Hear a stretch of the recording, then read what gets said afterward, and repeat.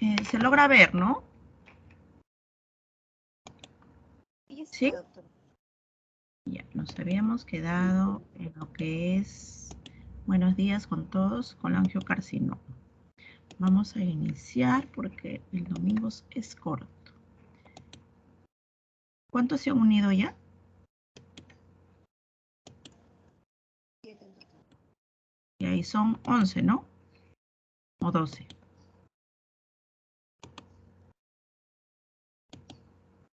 ¿Cuántos son? 12, doctor. Le falta uno. Ya.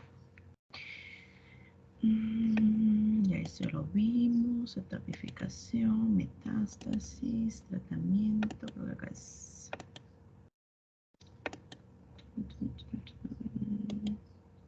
Ya. Acá es. Voy a poner un ratito.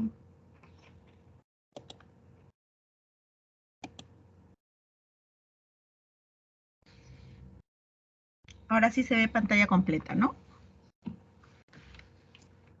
Sí se ve, doctor. Ya. Bueno.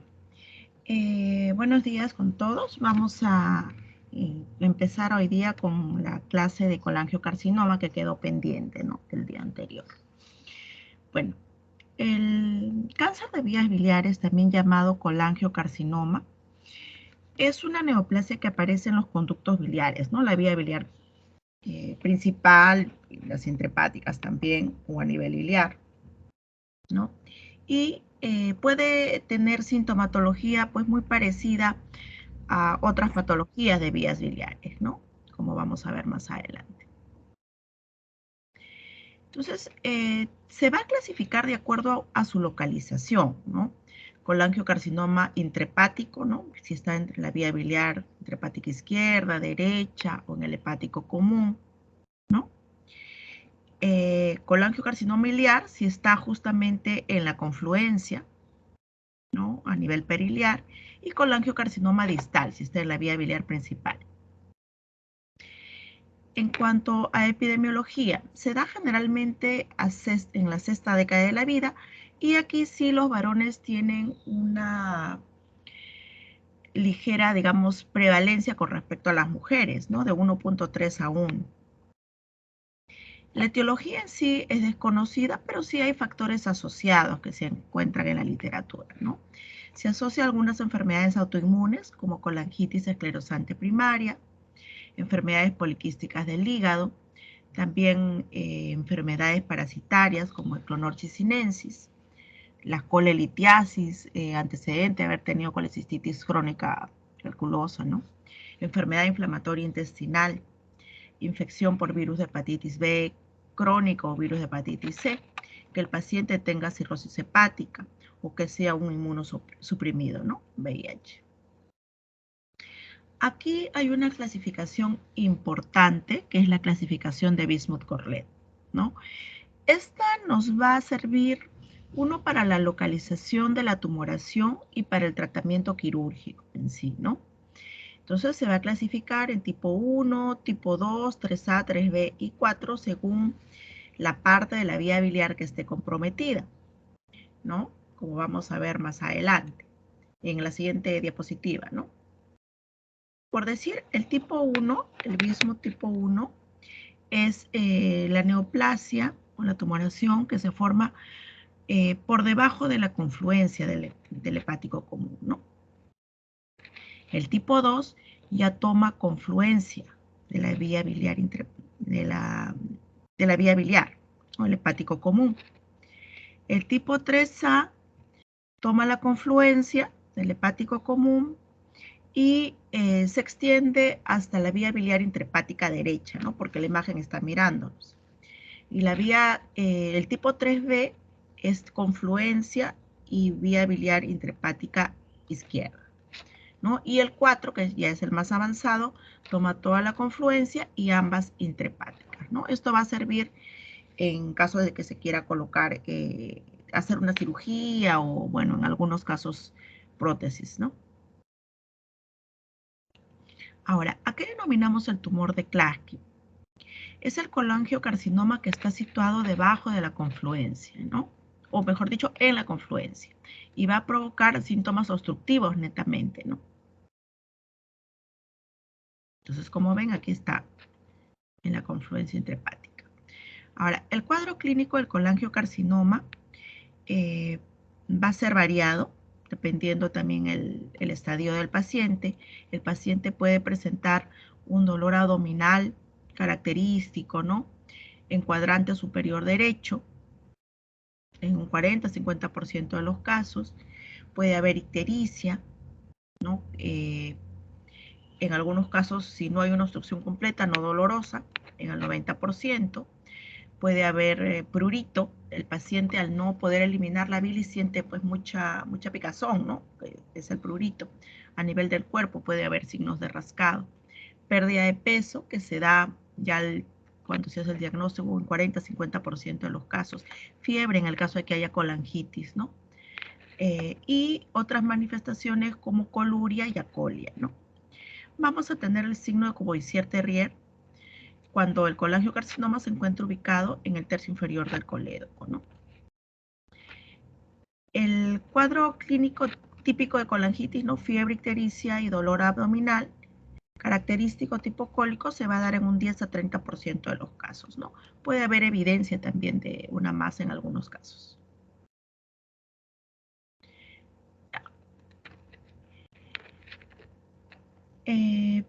Generalmente cuando ya se presentan estos síntomas, el paciente se encuentra en un estadio avanzado, ¿no? Es un paciente ya, como les mencioné, en una sexta década de la vida, y van a haber alteraciones bioquímicas también, ¿no? ¿Qué alteraciones podríamos tener por una obstrucción de vía biliar? ¿Qué piensan?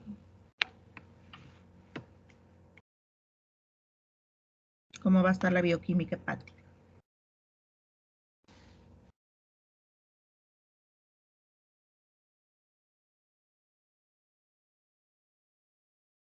Chicos, ¿están despiertos? Aumento de transaminasas, doctora. Claro, ¿cuál predominio? Cuando es obstructiva de vía biliar. TGO, doctora. No. Cuando es obstructivo es la TGP, la analnino-aminotransferasa o glutámico pirúvica sobre la TGO, ¿no? Generalmente en relación de 2:1 o 1.5:1. Eso te indica que hay patrón obstructivo. Va a haber fosfatasa y gamma-glutamil transpeptidasa alta, eso te indica colestasis, ¿no? Las dos son indicadores de colestasis. Y la bilirrubina, predominio, ¿de cuál? Directa. La directa, doctora. La directa, correcto. No hay marcadores específicos, pero sí el CA19.9 se va a encontrar, aquí no lo puedo corregir, aumentado, ¿no? Aquí me he equivocado en el signo, es mayor de 180 unidades internacionales por mililitro, ¿no? Es el más útil. No es específico solo para vía biliar, ¿no? También puede ser para páncreas, puede estar en elevado también en otras causas de colestasis, a veces no neoplásicas, ¿no? Se puede elevar también. Ya. Ahora, imagenológicamente, ¿no? Si nosotros pedimos una ecografía abdominal, por decir, la ecografía abdominal nos habla de vesícula, tiene alta sensibilidad y especificidad para vesícula, pero no pueden mencionar la vía biliar principal dilatada. No siempre te describe o logra captar si esa dilatación es producida por un cálculo o por una tumoración, ¿no? En algunos casos sí, en otros casos no, porque no es específica para ver vía biliar, pero sí te puede mostrar la dilatación de vías biliares como se ve en la imagen que está hacia la derecha, ¿no? En la parte inferior. Ahí vemos una imagen en el primer cuadrado, media irregular, arrosariada, y en la parte de la derecha sí vemos una dilatación marcada del colédoco, ¿no? Ahora, se puede solicitar una ecodoppler, ¿no? Una ultrasonografía Doppler, que permita visualizar también los vasos y ver que esa dilatación no sea un vaso, digamos, ¿no? Para poder diferenciar. un poquito más específico que la ecografía es la tomografía multicorte, ¿no? Con fases arteriales y venosas. Podemos visualizar la vía biliar en el hígado dilatada, ¿no? Ahí la ven con una hipodensidad, ¿no? Dilatada. Ven la cámara gástrica también. Puede visualizarse también presencia de enopatías, ¿no? Con la tomografía. Ahora, pero si nosotros queremos precisar propiamente vía biliar, el examen ideal es la colangioresonancia, ¿no? La colangioresonancia te va a permitir ver netamente lo que es la vía biliar, ¿no? Entonces vemos vía biliar intrahepática dilatada, nos permite ver la zona periliar, ahorita te voy a tener una imagen, y la parte distal también, ¿no? Por decir, esta es una imagen de colangioresonancia. Aquí ha pintado también vesícula, que la ven así toda rechoncha, a manera de una pera, diría yo. Y hacia la derecha, donde indica la flecha, se ve el conducto del colédoco con una imagen amputada, ¿no? Es una imagen clásica en dedo de guante, que así se le llama, o imagen amputada en la parte distal, que habla de colangiocarcinoma distal principalmente, ¿no? Sugerente, digámoslo así, porque ustedes saben que todo va acompañado de la clínica. Ya. Ahora, ¿qué hacemos en estos casos de que tenemos vía biliar dilatada y por un cuadro obstructivo? Ustedes ven que hay una tumoración en vía biliar, ¿qué es lo que solicitan? ¿O cuál es el manejo? ¿Qué es lo que continúa?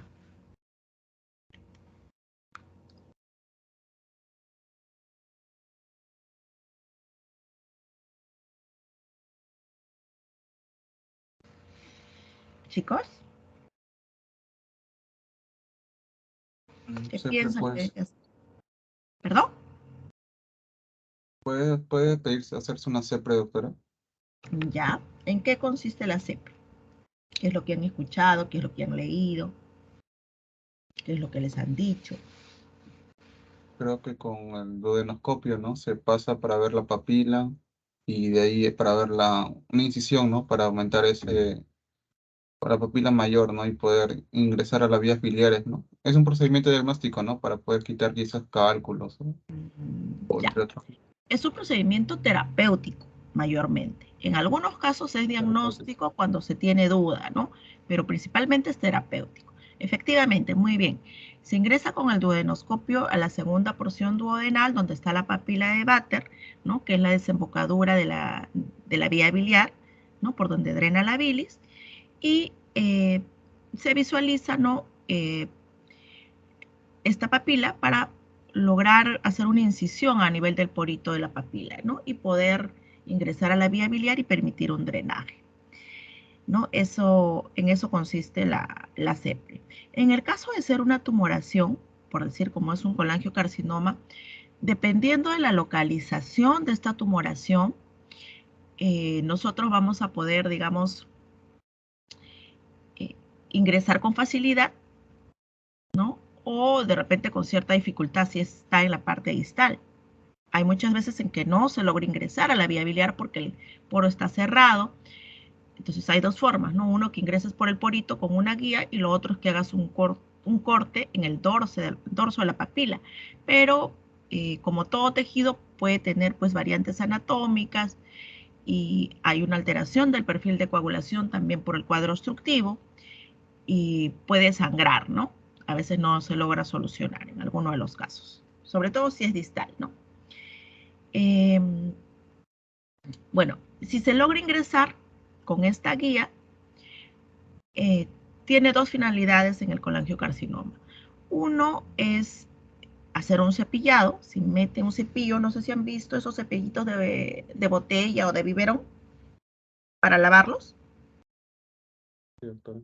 Ya, igual pero en miniatura, ¿no? Y con un catéter largo, de tal manera que entra por uno de los conductos del duodenoscopio, y ya con esa guía que tenemos en la vía biliar, ingresa a la vía biliar el cepillo y se da pues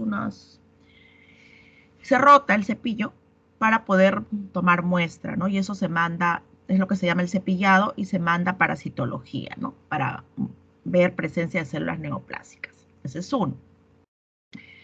Y lo otro es poder dejar un stent. Un stent son tubitos plásticos o metálicos que permiten distender la zona donde está la tumoración de tal manera que permita el drenaje de la bilis, ¿no? Entonces, esa es la finalidad. Ahora, la ecoendoscopía. La ecoendoscopía es un método también diagnóstico y terapéutico que nos permite ingresar con un endoscopio que está adaptado, conectado a una parte ecográfica, de tal manera que nos permite ver capas, ¿no? Igual que la ecografía nos permite ver capas. Si uno en la pantalla tiene la imagen endoscópica y la imagen ecográfica de las capas, ¿no? Entonces, nos permite no solamente para vía biliar, sino también para páncreas, para cámara gástrica, incluso a nivel rectal también se puede usar la ecoendoscopía, ¿no? En el caso de la vía biliar nos permitiría hacer un abordaje a la vía biliar y poder dejar también un stent, ¿no? Ya. Ahora, después de la clase les muestro un videíto más o menos para que tengan idea de la CEPRE si es que no lo han visto anteriormente, ¿no? Ya. Dentro del diagnóstico diferencial tenemos pues patología de la vía biliar propiamente, ¿no? Por eso es que va de la mano de la clínica que tiene el paciente. Entonces, no es un cuadro clínico, digamos, tan específico. Entonces, estenosis biliares benignas, en algunos casos el paciente ha sido operado de vesícula, por decir, de una colecistectomía, generalmente colecistitis aguda o crónica, y a veces se puede dañar vía biliar o a veces por la misma inflamación genera estenosis a nivel de la vía biliar, ¿no? Y esto nos puede causar un cuadro obstructivo, ¿no? Cáncer de vesícula con compromiso de la vía biliar, con metástasis que ya hemos visto, ¿no? Metástasis ciliares de otros órganos, ¿no? ¿Qué otros órganos pueden hacer metástasis a la vía biliar? Sobre todo los aledaños, ¿no? Páncreas, estómago, mama, pulmón, colon. Todos ellos pueden hacer metástasis, ¿no? Y nos da el cuadro clínico obstructivo. Entonces, usamos la clasificación TNM que ya habíamos mencionado para los estadios, ¿no? Que va el estadio 0, 1, 2, 3, 4A y 4B, según el compromiso de la tumoración, de la presencia de nódulos y de metástasis, ¿no? Entonces, en T1 hay invasión de tejido conjuntivo subepitelial, T2 invasión a nivel ya muscular o perimuscular, T3 ya es invasión de órganos adyacentes, ¿no? No solamente vía biliar, puede haber ya vesícula, puede haber páncreas, colon, dependiendo, ¿no? En N0 es ausencia de ganglios, como ya les había mencionado. N1 es la presencia de ganglios a nivel cercano y N2 metástasis a distancia. M0 sin metástasis y M1 con metástasis a distancia. Bueno, el tratamiento va a depender del estadio, ¿no? Si está en un estadio inicial, T1, T2, entonces podremos hacer un tratamiento de resección quizás curativa, ¿no? En la mayoría de los casos no se detecta a tiempo. Los índices de resecabilidad son bajos, ¿no? En realidad, es con mucha facilidad por su manera de diseminación, ¿no? A nivel linfática y también sanguínea, ¿no? Puede causar recidiva, ¿no? Entonces, el tratamiento va a depender de la extensión del tumor y del estadio, ¿no? Es más fácil si es que es distal, ¿no? La resecabilidad. Más difícil si está a nivel intrahepático o a nivel iliar, ¿no? Por decir, el tratamiento de elección, si es que es intrahepático, sería también resecar la vía biliar y la resección hepática de la zona, ¿no? Porque hay metástasis. Pero hay algunos reportes, por decir, de literatura española que mencionan una supervivencia del 79% a 5 años, ¿no? Pero cuando no hay compromiso ganglionar y dando un margen libre de 1 centímetro, ¿no? Libre de cáncer. Si tenemos colangiocarcinoma biliar, la terapia de elección sería resección de la vía biliar. Se hace resección hepática si hubiera compromiso, ¿no? La extracción de los ganglios comprometidos y una anastomosis, ¿no? Biliodigestiva. Ahora, aquí entra mucho a tallar la clasificación de Bismuth-Corlett que hemos mencionado, ¿no? El tipo 1 y tipo 2, en el Bismuth tipo 1 y tipo 2, recuerda que es a nivel debajo de la confluencia y la confluencia. Se hace la resección de toda la vía biliar extrahepática, más colecistectomía, linfadenectomía y anastomosis hepatoyeyunal en Y de Rux. Ahora, si es tipo 3, ¿recuerdan la tipo 3 que puede comprometer ya una de las intrahepáticas? Se hace todo lo anterior, ¿no? La resección de la vía biliar extrahepática, más colecistectomía y una anastomosis hepatoyeyunal en Y de Rux, más una lobectomía hepática, sea derecha o izquierda, según sea 3A o 3B, ¿no? Y si es tipo 4, se haría una resección de toda la vía biliar de la vesícula, más lobectomía hepática extendida, ¿no? Pero bueno, son cirugías en realidad con alta mortalidad, ¿no? Y la supervivencia, una vez diagnosticado, no es mucho tiempo, ¿no? De 3 a 6 meses en promedio. Hay algunos estudios que sí mencionan que se podría hacer trasplante hepático, ¿no? En otros medios europeos tenemos una mayor conciencia y mayor hábito en lo que es de donación, ¿no? De órganos cuando hay el paciente fallecido joven por accidente, ¿no? Y hay lo que es el trasplante hepático. Entonces podría haber una supervivencia de un 53 a un 30%, ¿no? Con una expectativa de 3 a 5 años respectivamente. Si es el colangiocarcinoma distal o periférico, esta supervivencia aumenta, ¿no? Un 65 a 42%. Mortalidad alta, como ya les mencioné, 10 a 45% es bastante alta, ¿no? Varía dependiendo del estadio y del tipo. Ahora, en la mayoría de los casos es solamente tratamiento paliativo, ¿no? Si el paciente está en colangitis, bueno, tratamiento antibiótico y siempre va a ser el drenaje, ¿no? Si es un colangiocarcinoma biliar y hay resecabilidad, se recomienda hacer un drenaje quirúrgico, ¿no? Que es la anastomosis biliodigestiva. Y si es un, digamos, colangiocarcinoma distal, la recomendación es intentar primeramente vía endoscópica, mediante la CEPRE, y colocarlos en stents. De no ser posible, tenemos el drenaje radiológico y el drenaje quirúrgico, ¿no? Que ya hacen las anastomosis biliodigestivas y las derivaciones respectivas, ¿no? En Y de Rux. Entonces, como ya les mencioné, la CEPRE permite un tratamiento paliativo de drenaje, ¿no?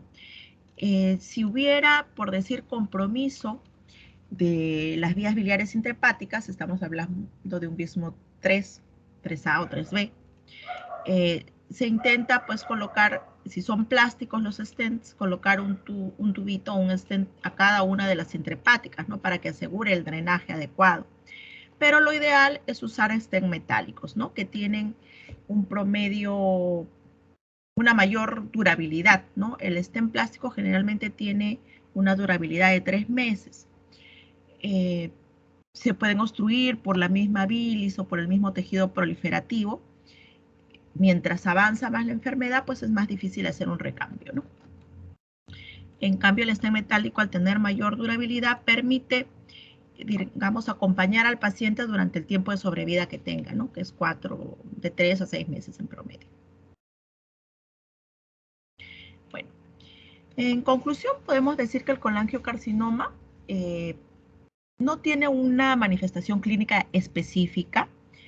Es similar a la de las otras patologías de vías biliares y neoplasias, sobre todo con metástasis a nivel de la vía biliar, pero es importante los datos de la coluria y la colia, ¿no? Tenemos que valernos obviamente de exámenes auxiliares, dentro de los cuales nosotros podemos visualizar la tumoración en la vía biliar y la dilatación en vía biliar, ¿no? Esto es importante. El estadio, el diagnóstico en el que uno haga mejor dicho, el momento que uno haga el diagnóstico nos va a permitir evaluar el pronóstico del paciente, ¿no? Que en la mayoría de los casos no es bueno. Ya, creo que terminamos. A ver, vamos a ver el videíto antes de que empezar con el seminario. Toque. Un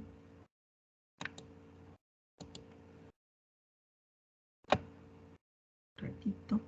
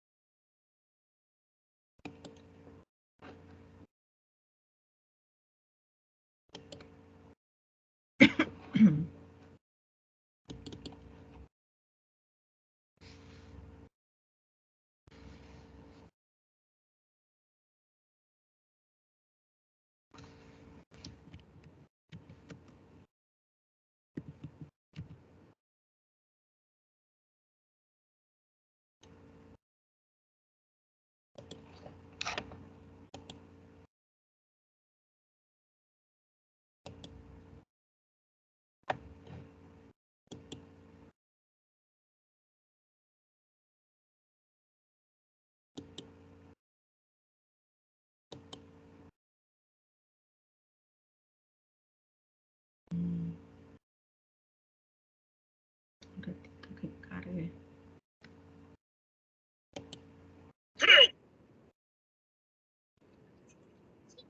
¡A mí me gustan! En Suricatas, ¿Qué? con YouTube Premium no hay anuncios. Oh, eso tiene sentido. Suscríbete a YouTube.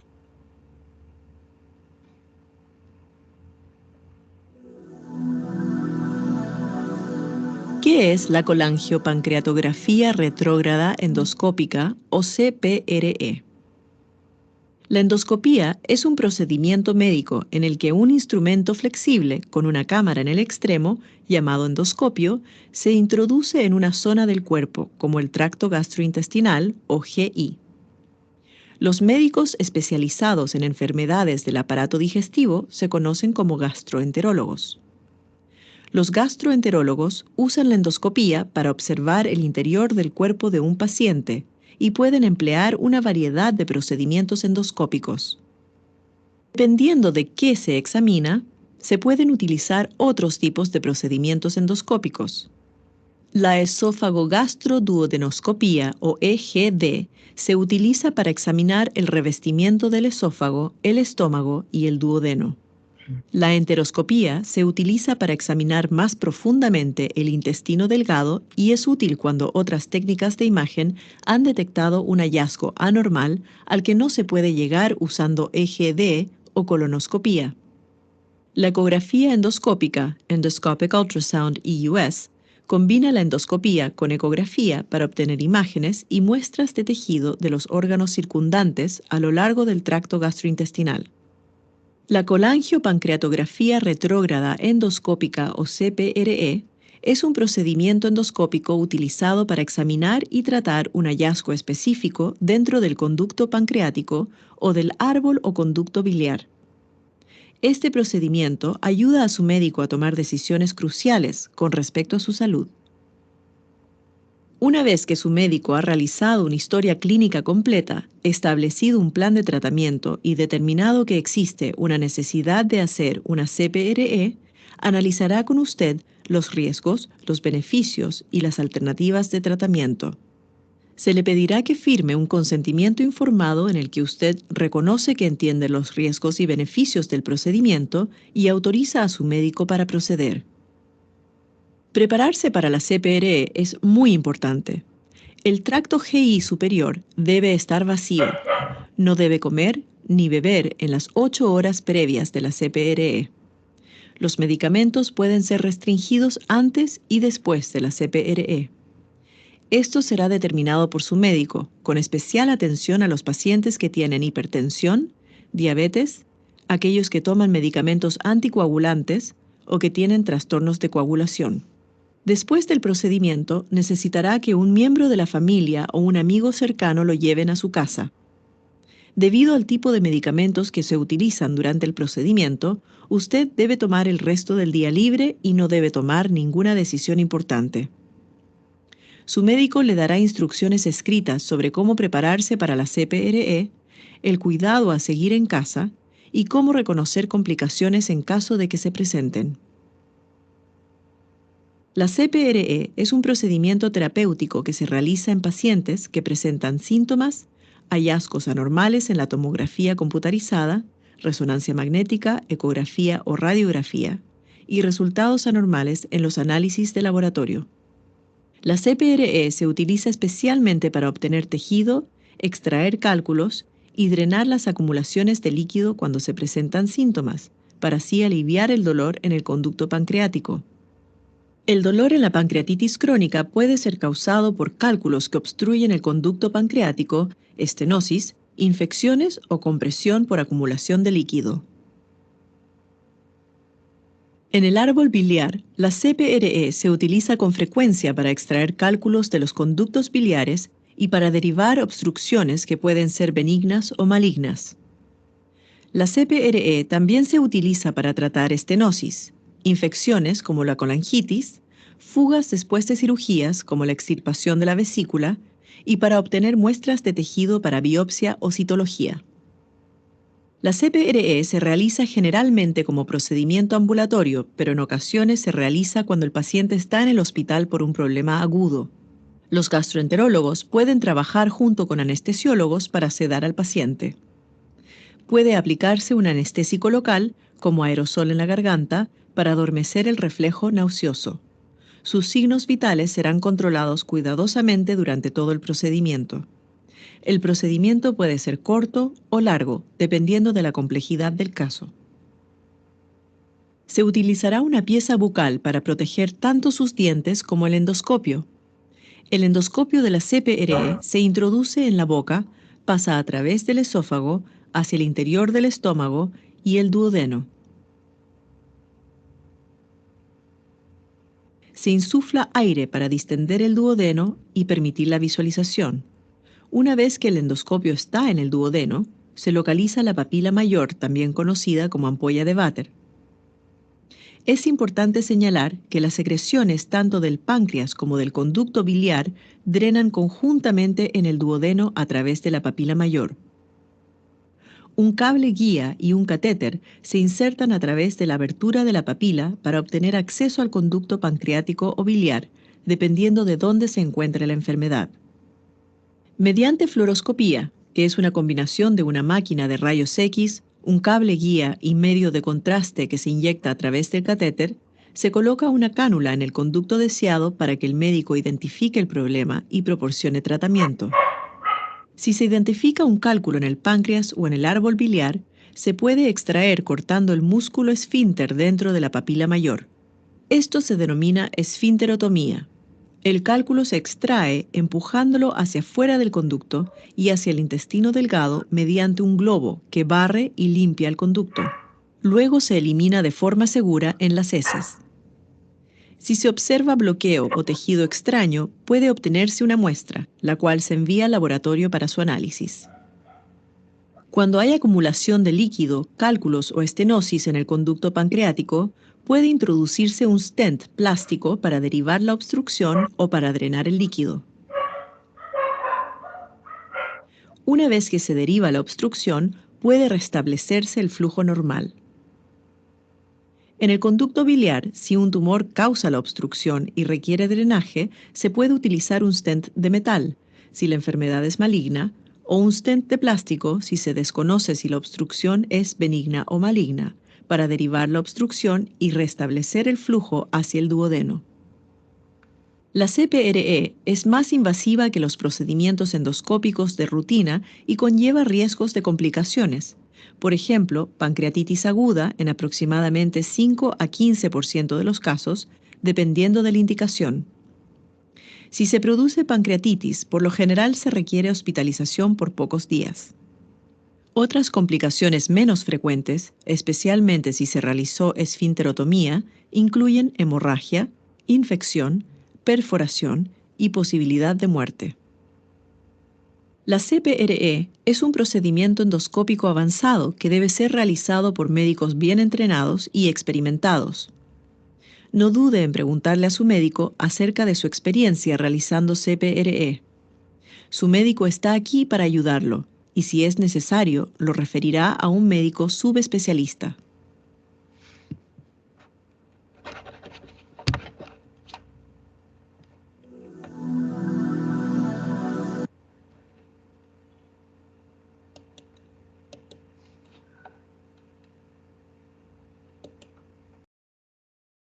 Ya, correcto, ¿no? Ahora sí me imagino que habrán entendido un poquito mejor con el video. ¿Alguna pregunta? Hay algunas variantes, sí, con respecto al video. Por decir, el manejo a los pacientes va a depender del protocolo de cada hospital, ¿no? De cada institución.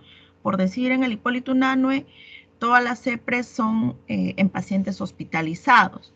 Y se hospitaliza para hacer el procedimiento, mejor dicho. Y posterior a la CEPRE, también el paciente queda hospitalizado. No es que se vaya a su casa como en una endoscopía alta, ¿no? Una endoscopía alta sí es ambulatoria. En cambio, por las complicaciones que puede tener, pancreatitis, sangrado, perforación, incluso hasta mortalidad en casos muy, muy severos, ¿no? Infecciones, ¿no? El paciente queda en observación mínimo 24, 48 horas, ¿no? En 24 horas generalmente se presentan las principales complicaciones, ¿no? Queda en observación. No sé si hay alguna pregunta.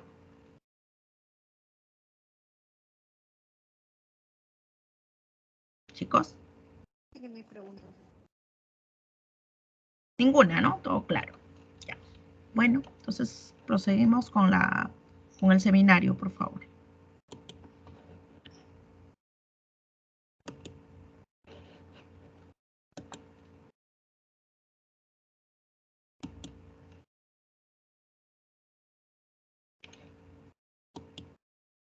¿Se logra ver la pantalla, doctora? Aún no.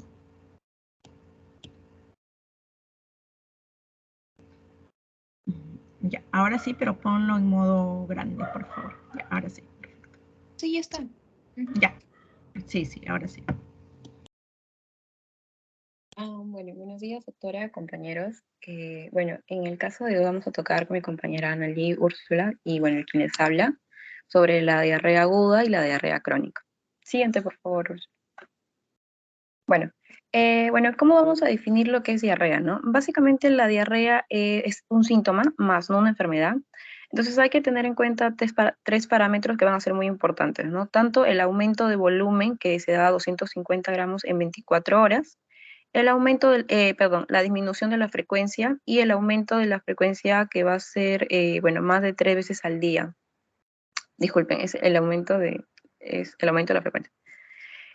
Bueno, en el caso de ser agudo, yo les voy a hablar, se da en un periodo de tiempo de 14 días, ¿no? Antes de 14 días. Luego, si va a ser entre esos dos, está el subagudo, o también llamado el persistente.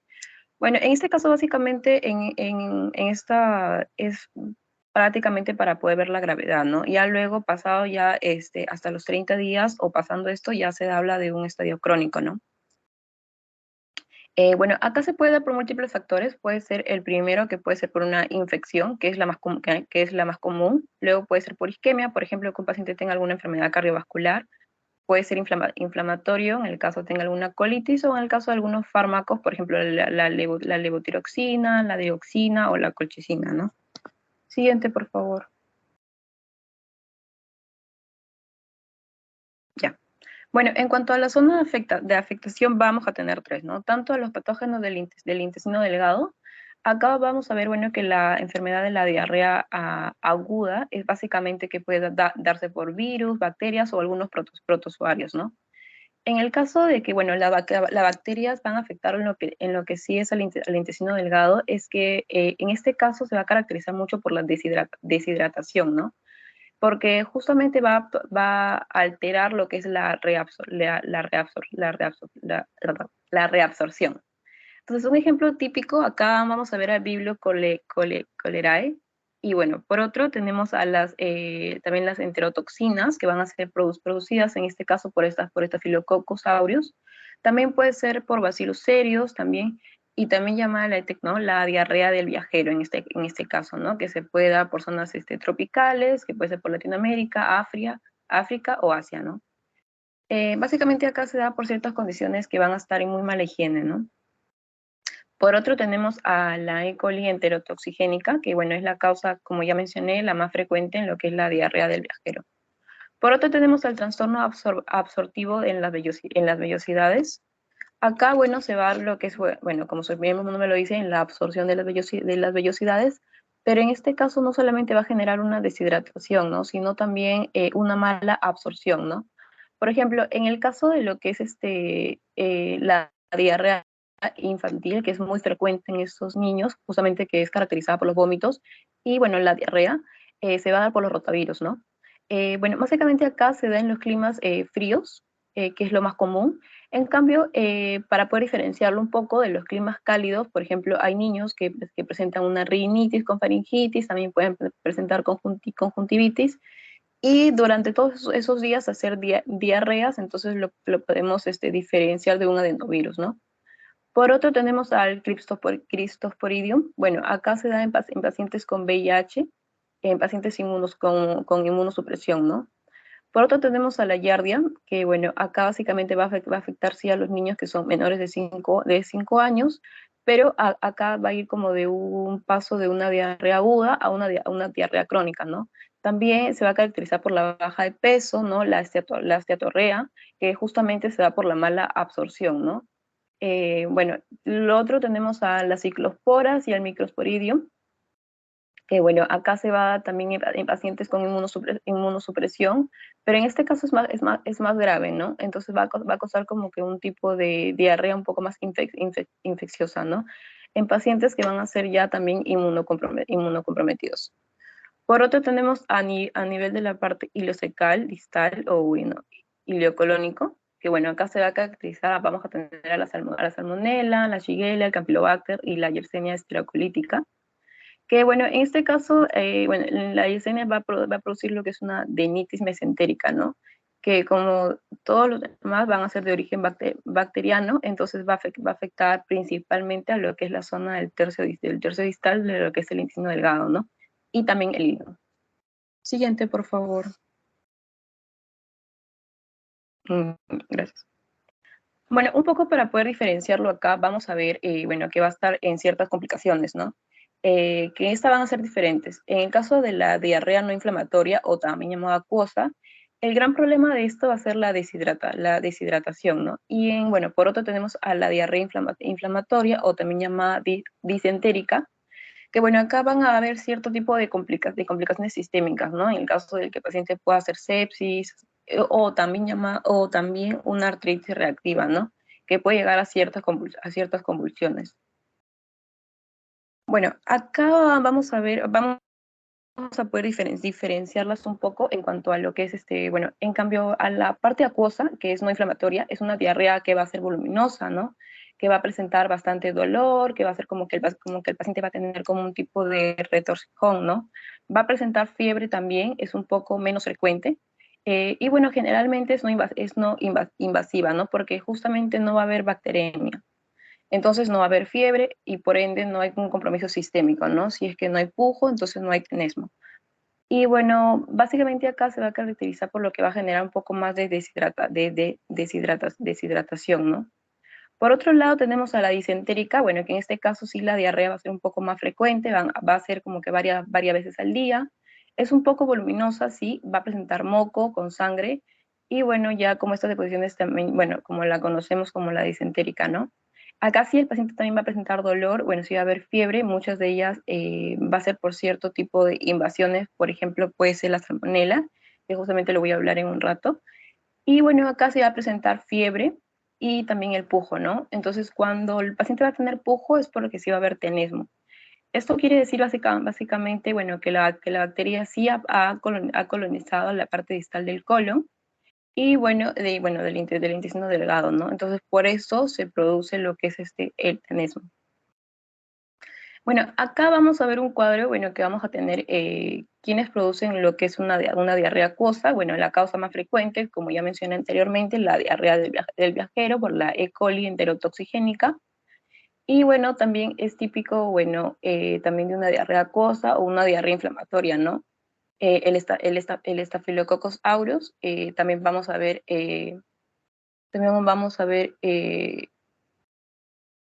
al Bacillus también, a las Bacillus cereus, bueno, que justamente también va a causar lo que es la diarrea acuosa, la diarrea inflamatoria. Y bueno, tenemos que recordar básicamente, bueno, un poco sobre la disentérica baciliar o también llamada bacteriana, que va a ser producido por la Shigella, ¿no? Y bueno, en el caso de, por ejemplo, los niños menores de 3 años, es muy característico el Campylobacter en ellos, ¿no? Que a diferencia, por ejemplo, en los adultos, que es la E. coli, ¿no? Que es la más frecuente. Por otro lado, tenemos a la E. coli enterohemorrágica, bueno, que va a ser causado, que va a causar el famoso SHUN, ¿no? El síndrome hemolítico urémico, ¿no? Y bueno, por otro tenemos a las cepas de la salmonela, bueno, que también van a producir las diarreas inflamatorias, que van a ser de una forma más invasiva, ¿no? Siguiente, por favor. Bueno, un poco sobre los mecanismos al cual va a producir la diarrea en estos cuadros infecciosos. Vamos a tener a las neurotoxinas, las enterotoxinas y los citotóxicos, ¿no? En el caso de las neurotoxinas, vamos a ver, bueno, que tenemos que recordar al Clostridium, al Botulinum, bueno, que van a ser básicamente, se va a poder dar por los elementos que van a ser enlatados, ¿no? Entonces va a afectar esta diarrea a nivel neurológico. Por otro lado, tenemos a los Staphylococcus aureus, que bueno, básicamente se va a caracterizar porque se va a tener un periodo de incubación un poco más corto. Y bueno, acá el paciente se da porque, bueno, va a comer alimentos en la calle, ¿no? Puede presentar un cuadro de náuseas, vómito, dolor y la diarrea, pero no va a haber fiebre. Entonces sí se va a dar como que un compromiso a nivel local. Por otro tenemos bueno, también a las toxinas que van a ser los Bacillus cereus, bueno, que acá se va a caracterizar, bueno, porque el paciente va a presentar como que una gastroenteritis, igual por el Staphylococcus aureus, que bueno, acá sí el alimento se va a dar por el consumo de arroz frito, ¿no? Básicamente, bueno, acá no se da mucho, pero es más en la población asiática. Por otro tenemos a las enterotoxinas, que bueno, el principal representante es el Vibrio cholerae, ¿no? Bueno, el cólera, ¿no? Que bueno, ya como lo conocemos, afecta más a lo que es el intestino delgado. Y bueno, acá va a producir lo que es una diarrea secretora, ¿no? Por la adenilato ciclasa. Y bueno, también produce el AMP cíclico, ¿no? Entonces, básicamente acá el paciente va a ir perdiendo sodio, pierde cloro, pierde potasio. Entonces, es como una diarrea un poco más secretora en cuanto a lo que va a presentar una gran deshidratación, ¿no? Que también llamado es la diarrea del lavado de arroz. Por otro tenemos a la E. coli, que es enterotoxigénica, que bueno, acá va a ser una causa de la diarrea acuosa, también llamada diarrea del viajero, que es muy importante.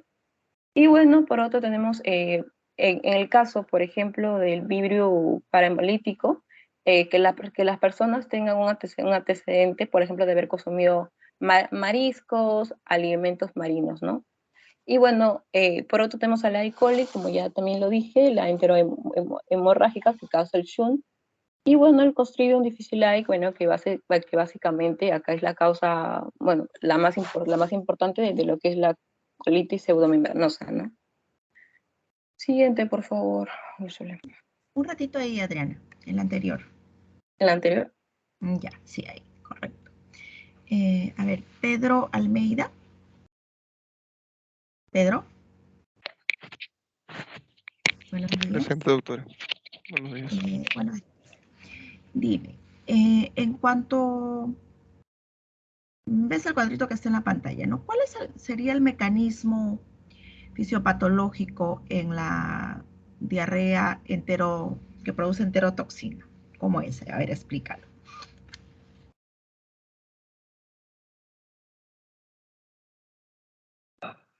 Tengo entendido que por ejemplo, cólera,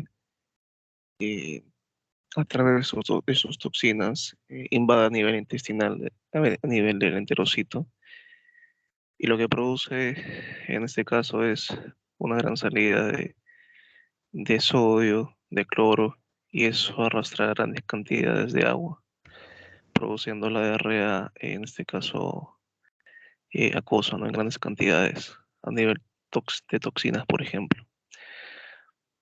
Ujú. Una gran pérdida electrolítica a la luz intestinal, produciendo el arrastre de agua, ¿no? Y por ello que el paciente con infecciones, por ejemplo, con vibrio, por ejemplo, eh, presenta grandes cantidades o grandes pérdidas voluminosas de agua, ¿no? En las heces, disminución en consistencia, aumento en la frecuencia también, ¿no? Urgencia tenés, ¿no? Muy bien. A ver, continuamos, Adriana. Que ahí seguimos preguntando.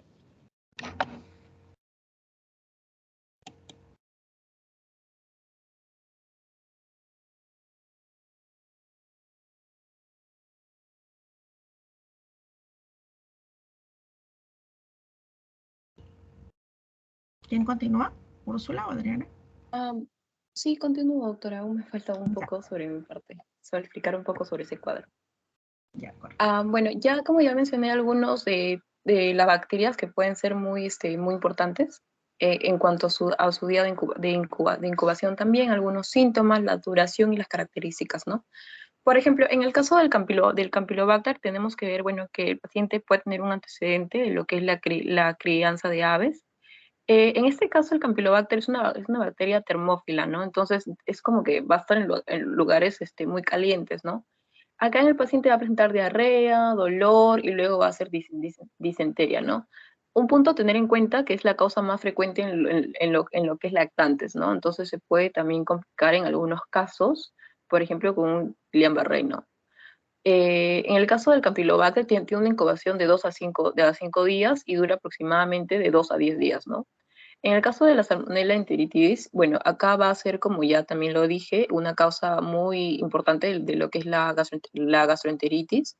Acá se da básicamente por el consumo de huevos, mayonesa, aves, ¿no? Y bueno, que van a ser muy abundantes, ¿no? Muy constantes, ¿no?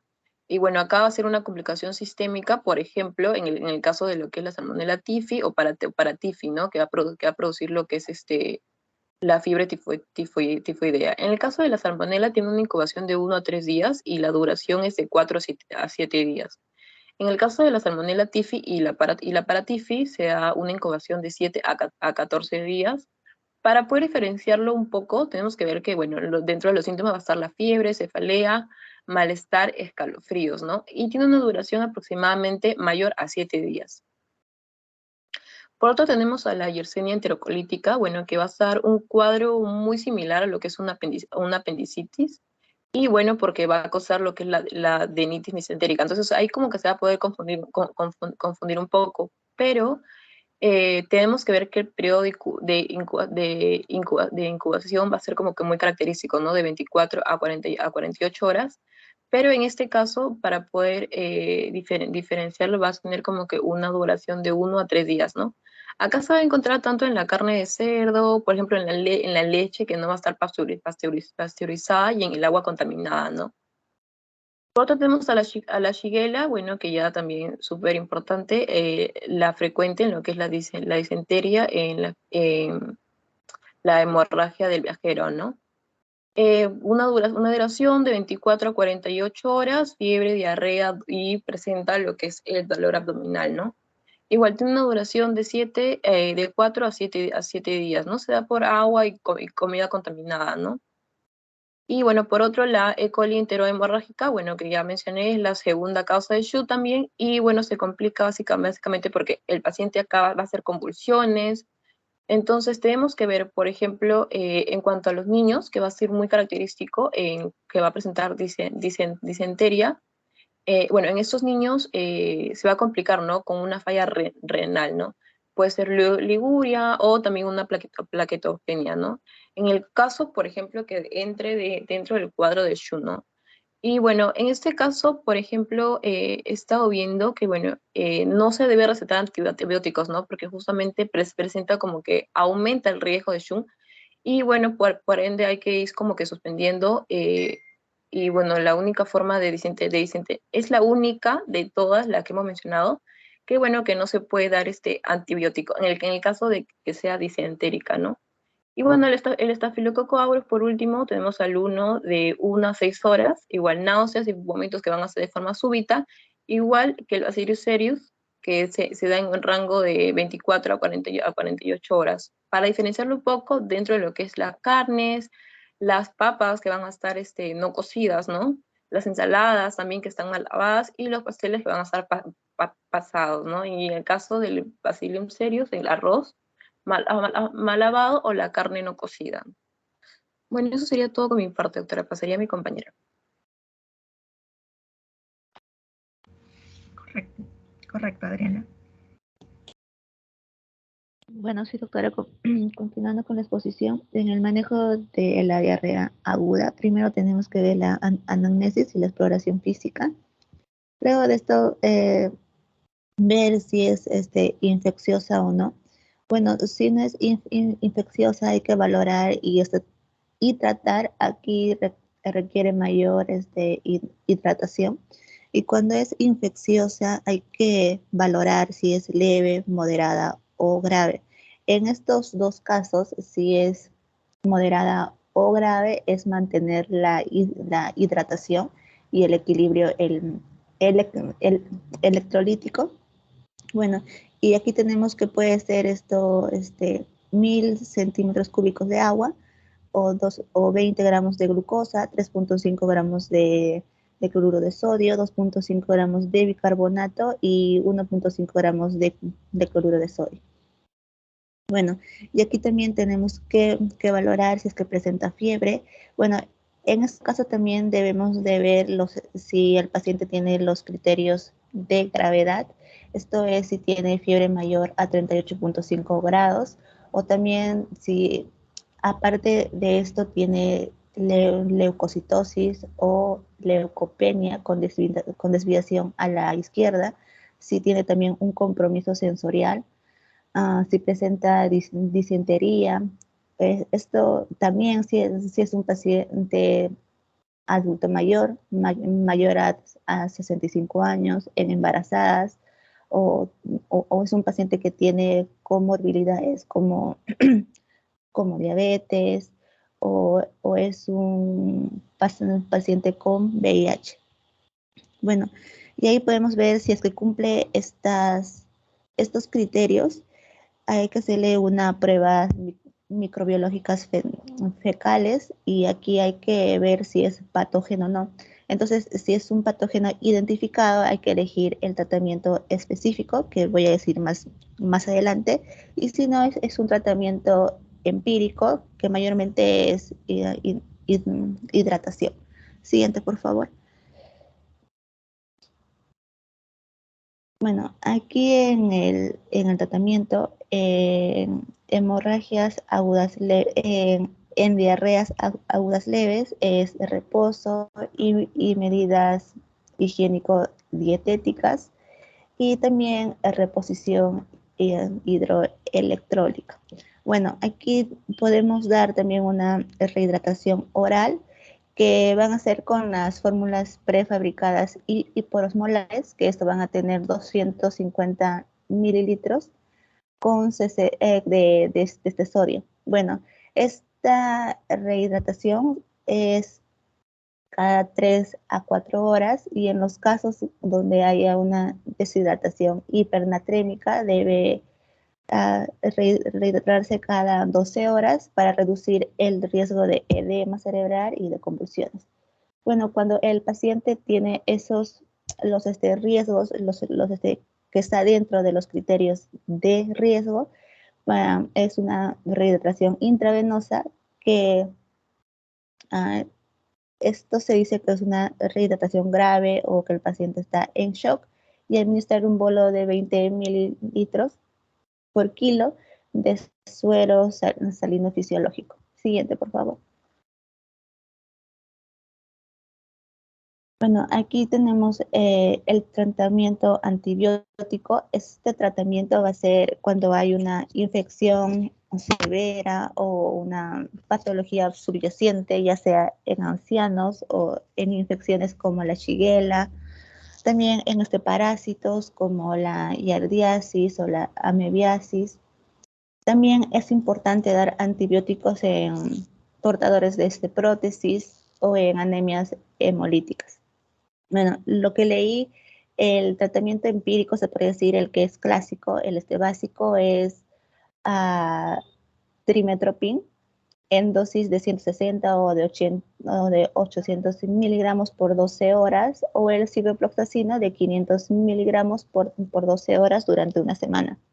Bueno, aquí en estos dos cuadros podemos ver los tratamientos específicos, como en enfermedad entérica, por ejemplo, como la shigella, que el diagnóstico va a ser por coprocultivo y el tratamiento va a ser ciprofloxacino, 250 miligramos por día por 3 días, o también la acitromicina. En salmonelosis no tifoidea, esto también va a ser por un diagnóstico coprocultivo, y la terapia antimicrobiana o el tratamiento va a ser con levofloxacina de 500 miligramos al día, o también con una ceftriaxona de 1 a 2 gramos por 7 a 10 días. Bueno, aquí también tenemos la Yersinia enterocólica, que esto va a ser por el diagnóstico de coprocultivo en modos especiales, y esto sí se va a tratar como la shigella, que es con ciprofloxacino y con acitromicina. Bueno, aquí también el Vibrio cholerae, este va a ser con doxiciclina de 300 miligramos oral una vez al día. Bueno, también el rotavirus, que esto más afecta a los niños, esto va a ser terapia con fluidos y también con electrolitos. Bueno, aquí están todos los tratamientos de cada una de las enteropatías. Siguiente, por favor. Este es un cuadro resumen sobre el abordaje de la diarrea. Bueno, aquí podemos ver, como dijo mi compañera, más de 3 evacuaciones no formadas en 24 horas y más de un síntoma entérico, ya sea náuseas, vómitos, tenesmo. Bueno, aquí tenemos que ver si el paciente ha estado hospitalizado por más de 3 días, y si es no, aquí tenemos que hacer con una terapia de hidratación oral, y también debemos de ver si es una diarrea disentérica o una diarrea acuosa. Bueno, en las diarreas disentéricas, aquí tenemos que prevalecer si los criterios de gravedad, si es mayor a 38.5 grados Celsius, o si no tiene fiebre, y así respectivamente dar el tratamiento. Bueno, si es una diarrea acuosa, también debemos de establecer la severidad, si es leve, moderada o severa.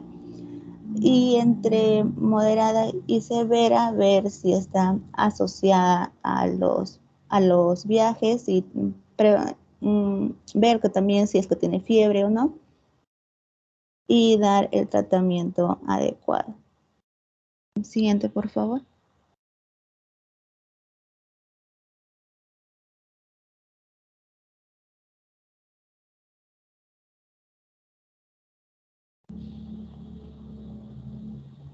Bueno, para terminar, haré un poco sobre colitis pseudomembranosa. Esta es una afección inflamatoria de la mucosa del intestino grueso y se va a caracterizar, como vemos en la imagen, por placas blanquecinas tanto histológico como endoscópico. Bueno, esto se va a asociar a la infección por el Clostridium difficile y también puede relacionarse con otras infecciones o con otras patologías no infecciosas y sin causa desconocida. Bueno, la incidencia de la infección es por un aumento con el elevado consumo también de los antibióticos. Y es más probable la causa más frecuente de diarrea nosocomial. Entonces, van a presentar este tipo de diarreas, se podría decir así, cuando están hospitalizados más de 3 días o ha recibido tratamiento alto en tanto de antibióticos en los últimos 3 meses y también presentó diarrea voluminosa. Bueno, entonces se debe de descartar este colitis pseudomembranosa. Entonces, en los antibióticos que ha podido recibir mayor a 3 meses es la clindamicina, ampicilina, amoxicilina o también la cefalosporina y las fluoroquinolonas. Y el tratamiento para esta colitis pseudomembranosa es, en casos leves o moderados, metronidazol de 500 miligramos cada 8 horas y en casos severos, vancomicinas de 125 miligramos cada 6 horas. Esto es oral. Bueno, también a la colitis pseudomembranosa debemos de ver en pacientes que tienen riesgo, como el personal de salud, los que están hospitalizados más de 3 días. Bueno, en tanto a la prevención, debemos hacer prevención tanto alimentarios como higiene, ya sea lavado de manos con jabón, eliminar adecuadamente los desechos y tener limpios los alimentos o cuando cocinamos también hay que tenerlo todo limpio. Y también hay que garantizar la disponibilidad de agua potable. Esto sería todo por mi parte, doctora. Ya. Bien, Arali. Lo único, quiero hacer un hincapié, ¿no? Colitis pseudomembranosa está muy bien explicado lo que has puesto, pero más es en diarrea crónica. Ya no es tanto en diarrea aguda. A ver, a propósito de la exposición, a ver, Arbieto, Stephanie, ¿cuándo hablamos de diarrea aguda y cuándo hablamos de diarrea crónica?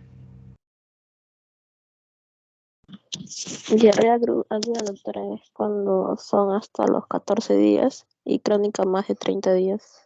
Ya, a partir de 30 días, ¿no? Correcto, bien.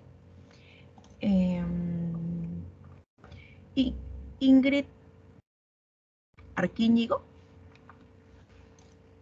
Sí, doctora, buenos días. Ya, buenos días, Ingrid. Prenda su camarita, por favor, cada vez que me responda, para irlos conociendo siquiera virtual. Doctora. Ya ser una de las últimas. ¿No tienen cámara? Sí, porque estoy en otro equipo. Y mi laptop no prende porque bueno, no los que puedan prendan su cámara. A ver, Ingrid, ¿cuál es la diferencia entre una diarrea acuosa y una diarrea osmótica? Una diarrea acuosa y una diarrea osmótica, doctora. Claro.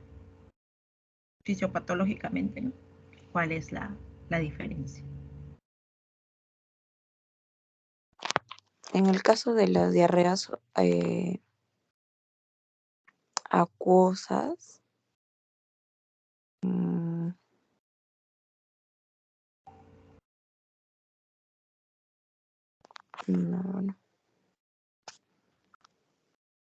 A ver, Es Joaquín. básicamente por infecciones virales, si mal no recuerdo.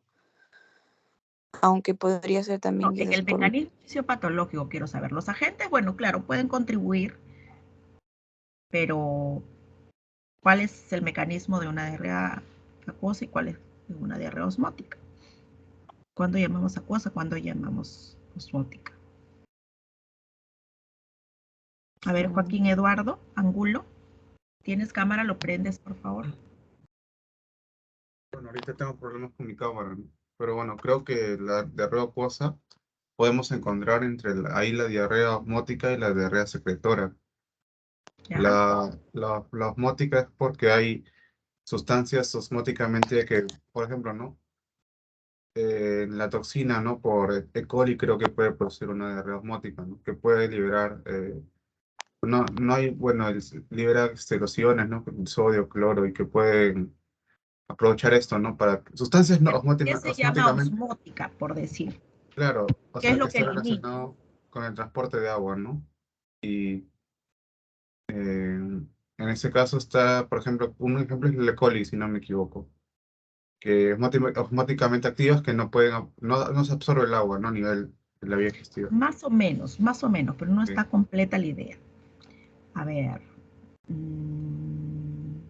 Jocelyn, Astor. Sí, doctora, buenos días.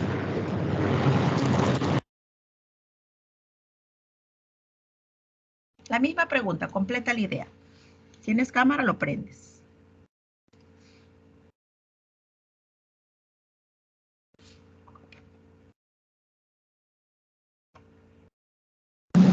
Bueno, doctora, vamos a ver lo que es la osmótica, que va a la... Interferencia, ¿no te escucho bien?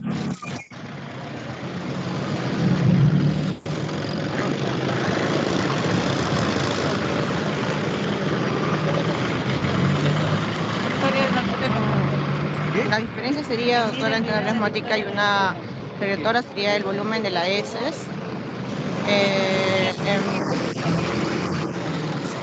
Y sería mayor a 200 miligramos 24 horas.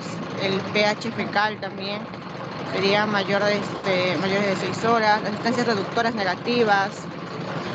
También Ya, veríamos pero hoy fisiopatológicamente, ¿qué cosa?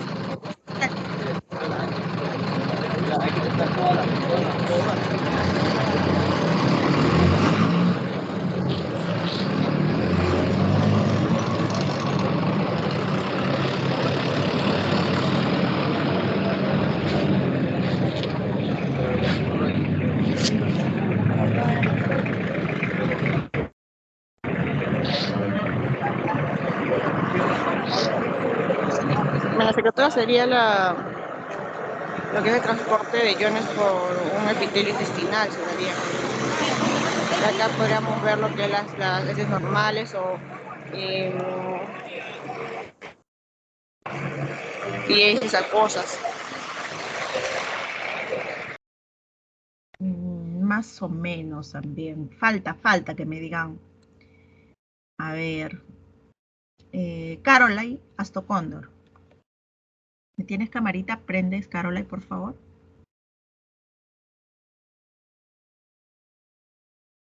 Sí, doctora. Bueno, acerca de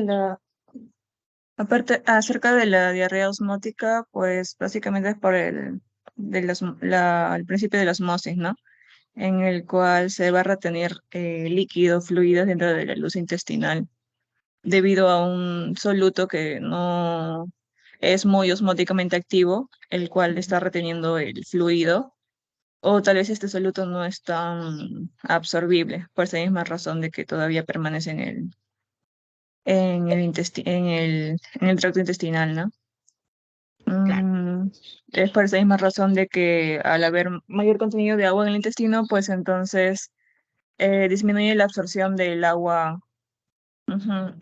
Y pues aumenta entonces el contenido fecal, ¿no? Correcto, ¿no? Bueno, básicamente es. Bien, entonces esa, digamos, aumento de solutos hace que sea, pues, forma en realidad la característica clínica de la diarrea, ¿no? Una diarrea acuosa es más líquida, como su nombre lo dice, es más líquida, y una diarrea osmótica es más espesa, más densa, ¿no? Por la presencia de solutos que no son absorbidos, ¿no? Aparte que esa motilidad intestinal está aumentada, ¿no? Hay inflamación, puede haber aparte de enterotoxinas, etcétera, entonces hace que sea una diarrea más fétida, pastosa, maloliente, con presencia de contenido alimentario, ¿no? Muy bien, ya. Renzo Eduardo Abanto. Sí, doctora, ¿Qué buenos días. pasaría? Buenas, ¿qué tal? ¿Tienes cámara? A ver, ahorita lo aprendo. Ya. ¿Cuál sería el mecanismo en una diarrea secretora? Ay, no puedo prender mi cámara. Ahí está. Ya, hoy día ninguno puede prender cámara. Ya la aprendí, no sé si se Y puede. ahora sí, veo que te estás Muchas despertando, creo, Renzo. Disculpe. Ya. Una diarrea secretora es básicamente, bueno, hay movimiento neto de agua y electrolitos, ¿no? Desde la mucosa intestinal hasta el lumen, y el volumen va a exceder más de 10 mililitros por kilo al día, ¿no? Y la osmolaridad de esta va a ser similar al plasma. Hay abundante, en este caso de la diarrea secretora, va a haber abundante deshidratación en el paciente, ¿no? Y también puede haber desequilibrio ácido-base hidroelectrolítico, ¿no? Ya. Muy bien. Muy bien, Renzo. Ya. Bueno, entonces vamos a pasar a lo que es diarrea crónica, que creo que vas a poner Úrsula, y de ahí seguimos algunas preguntas, el repechaje, para los que no han participado o desean mejorar su nota en la participación. Ya, continuamos, Úrsula. Tenemos 12 Sí, minutos doctora. para que pongas. Sí, doctora. Seguimos entonces. Vamos a hablar ahora. Sí, se me escucha bien, ¿no? Vamos a hablar ahora de diarrea crónica. Bueno, con respecto a la definición, tenemos que tener en claro que es un trastorno intestinal en que se va a caracterizar por una alteración en la frecuencia y en la consistencia de las heces, ¿no? Se suele valorar el peso de las heces con un parámetro de referencia de entre 200 a 250 gramos al día. Y es útil esto para delimitar los problemas que acontecen después, ¿no? Y bueno, a efectos prácticos, pues la diarrea es un hábito defecatorio anormal que va a consistir pues en que el paciente va a presentar una urgencia defecatoria o molestias abdominales junto a una disminución en esta consistencia de las heces, ¿no? Y esto va a estar acompañado generalmente de un aumento en el número de posiciones, más de 3 al día. Y ya se considera pues el término crónico, aquella pues como dijo mi compañera también, aquella que se mantiene más de 4 semanas. ¿Por qué? Vemos que ya que la mayoría de diarreas agudas, tanto infecciosas como de otro origen, se habrán resuelto antes de ese periodo, ¿no? Por eso esa delimitación de la agudicidad con la cronicidad. Bueno, acá en este algoritmo va a mencionar también los tipos de diarrea, ¿no? Aunque se menciona también un cuarto, la diarrea motora, pero bueno, la diarrea crónica consiste en más de 4 semanas. Acá es vital hacer una buena historia clínica, ¿no? Una analítica general, un buen examen físico. En el examen físico se debe evaluar pues el estado de hidratación del paciente, ¿no? El estado de nutrición del paciente o pues cualquier signo externo que pueda pues, ¿no? determinar su etiología, ¿no? Puede ser infeccioso o no infecciosa, puede ser debido a la toma exagerada de laxantes, etcétera, ¿no?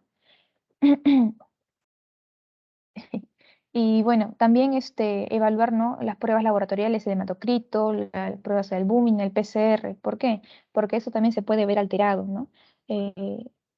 Se debe valorar pues, la presencia de estos pacientes de anemia, de alteración pues, de parámetros nutricionales, puede haber alteración de la albúmina por un desbalance hidroelectrolítico o de esas proteínas también, y puede haber también el aumento de la velocidad de sedimentación global y el PCR. El aumento del PCR puede orientar a una etiología inflamatoria, ¿no? Entonces, vamos a categorizarlo en orgánico y funcional, ¿no? Entonces, acá en el orgánico se clasifican las diarreas en malabsortiva, acuosa e inflamatoria. Aunque en realidad la acuosa ya viene a ser, dentro de la acuosa se clasifica la diarrea osmótica y la diarrea secretora, ¿no? Que también bien lo mencionó mis compañeras, pero también sería bueno ahondar un poquito más en esto, ¿no? Bueno, también hay, como les mencioné, también hay otra diarrea, la diarrea motora, que se produce más que nada por una disminución de la peristalsis normal, ¿no? Y esto, pues, con una disminución de la peristalsis, va a favorecer, pues, a que haya un sobrecrecimiento bacteriano, ¿no? Y generalmente ese tipo de diarrea, la diarrea motora, que no es muy mencionada, no tiende a ceder con el ayuno. Y las causas más frecuentes de este tipo de diarrea pueden ser, pues, también síndrome de intestino irritable o carcinoma medular de tiroides, etc. Ahora vamos con las más conocidas, ¿no? La diarrea acuosa y la inflamatoria, para luego pasar a la funcional. La acuosa, como se mencionó, se puede hacer un ionograma fecal o una prueba de Neon Gap para diferenciarlas, ¿no? Y, y acá se va a diferenciar, pues, la osmótica de la secretora. ¿Por qué? Por los moles por kilo que profesan, ¿no? Por ejemplo, la osmótica, ¿cómo conocemos a la diarrea osmótica? Como dijo mi compañera, generalmente, pues, hay pruebas, hay presencia de cantidades elevadas de solutos, ¿no? Como dijo mi compañera, que están osmóticamente activos en la luz intestinal. Entonces, ¿qué es lo que va a pasar? Esto va a hacer que, o sea, ese aumento de líquidos va a hacer que se reduzca la consistencia fecal.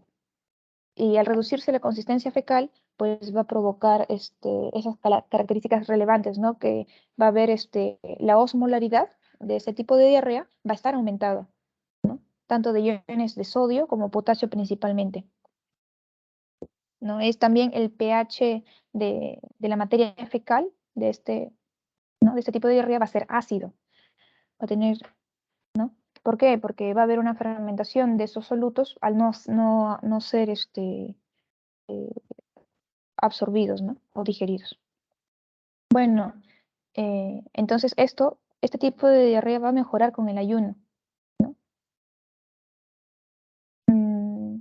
Y se suele ver, pues, en pacientes que pueden tener síndrome de mala absorción, ¿no? Por ejemplo, los intolerantes a la lactosa o el abuso de laxantes, como se mencionó, abuso de laxantes osmóticos, ¿no? Como la lactulosa o el sorbitol, o de antiácidos también incluso. Mi mouse, ya. Y tenemos la diarrea secretora también, o sea,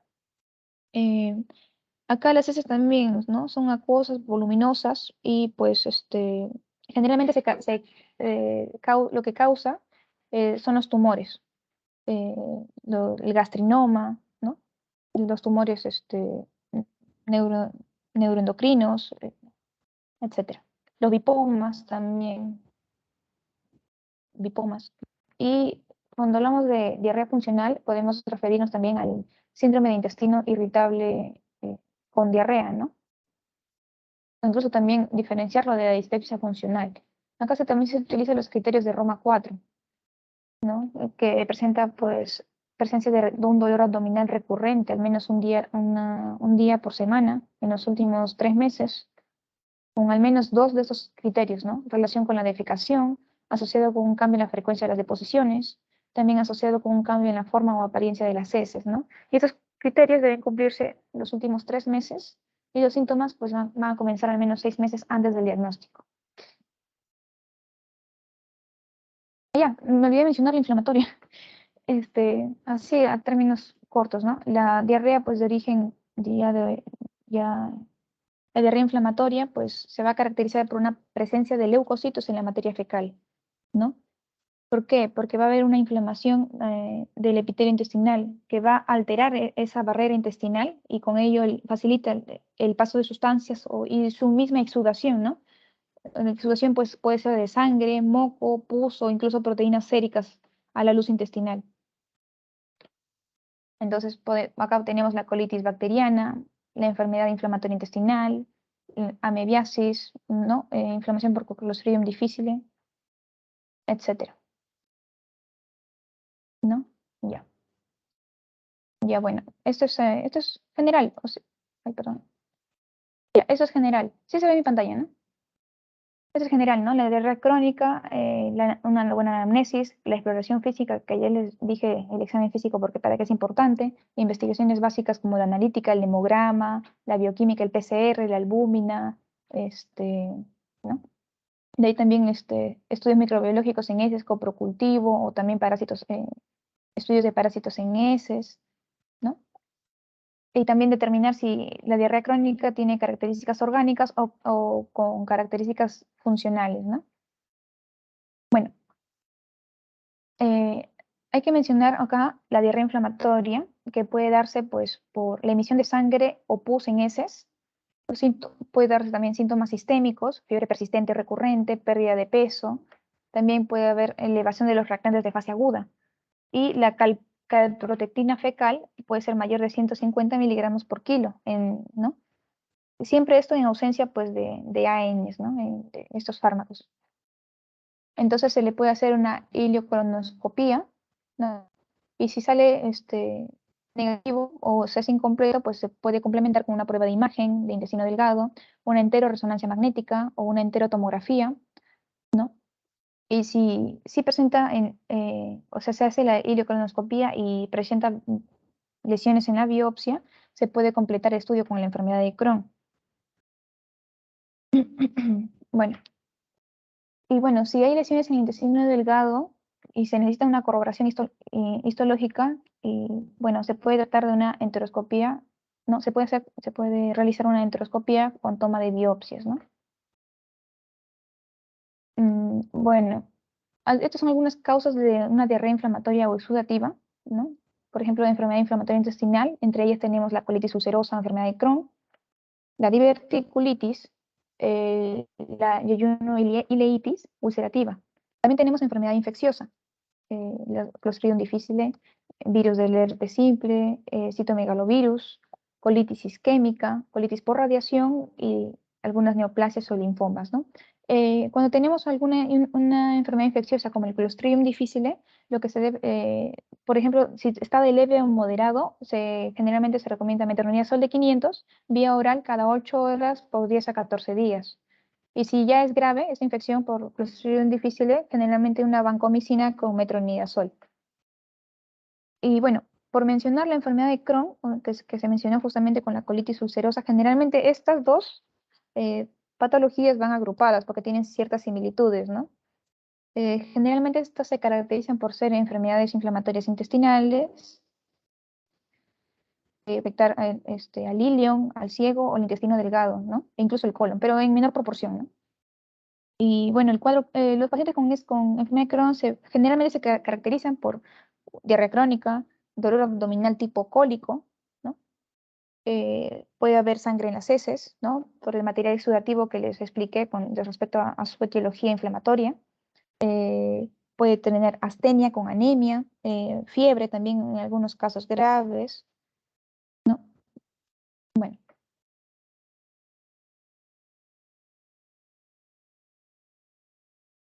Bueno, en la diarrea por mala absorción o mala digestión tenemos por enteropatías, por sobrecrecimiento bacteriano y también por pancreatopatías, ¿no?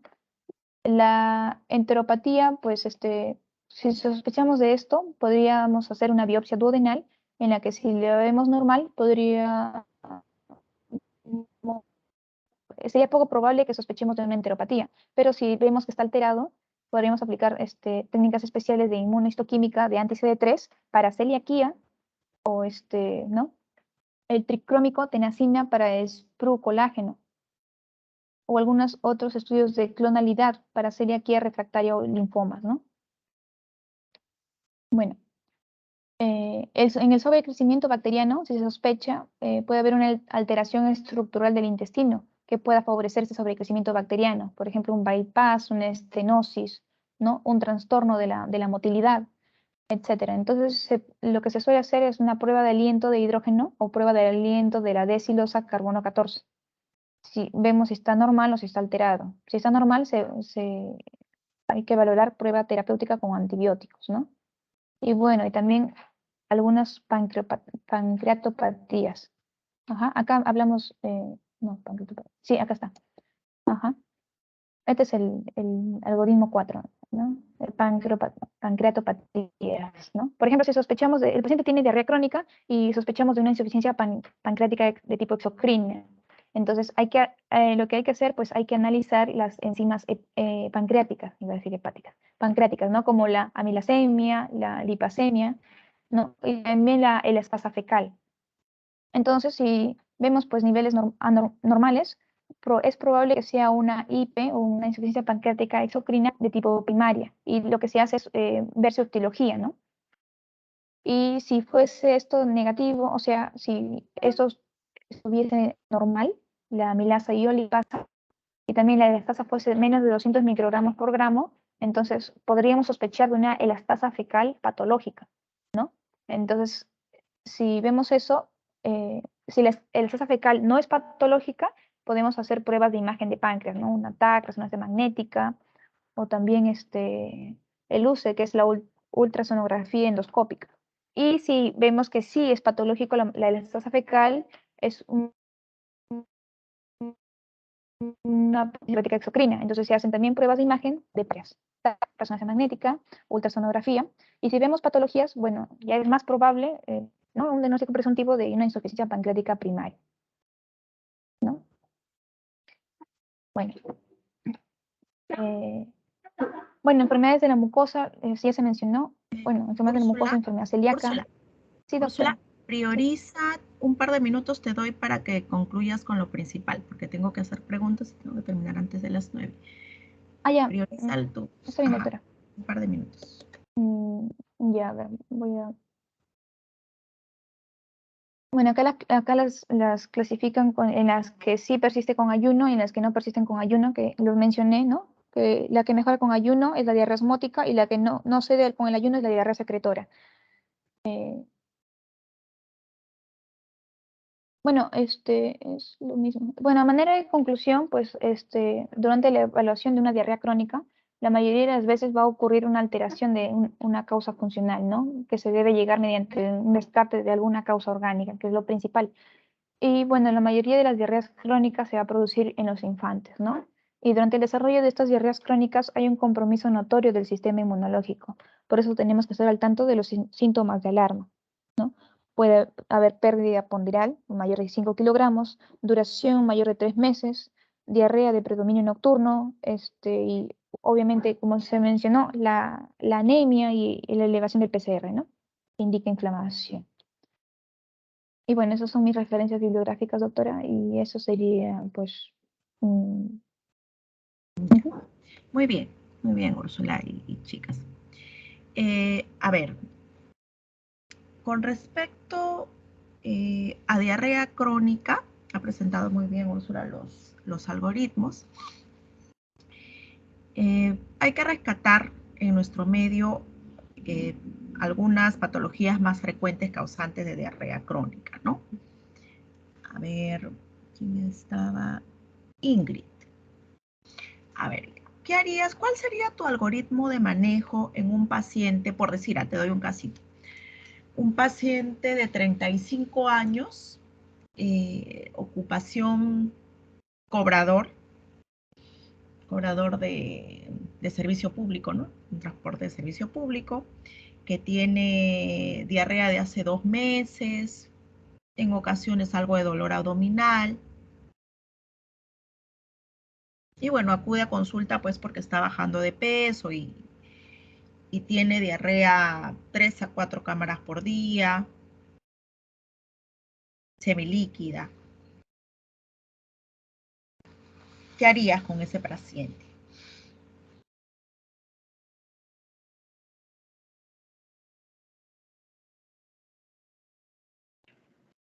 ¿Ingrid? ¿Sí se me escucha, doctora? Sí, te escucho. No, muy internet, estoy por mí. Sí, te escucho. Ya, sería entrecortado. Ya que son... Te escucho entrecortado, me parece que te alejas o no sé, tu señal de repente no está tan buena, no lo sé. No, sino que no tengo no muy en mi casa, doctora, y estoy de mi celular. Ahorita sí te he escuchado.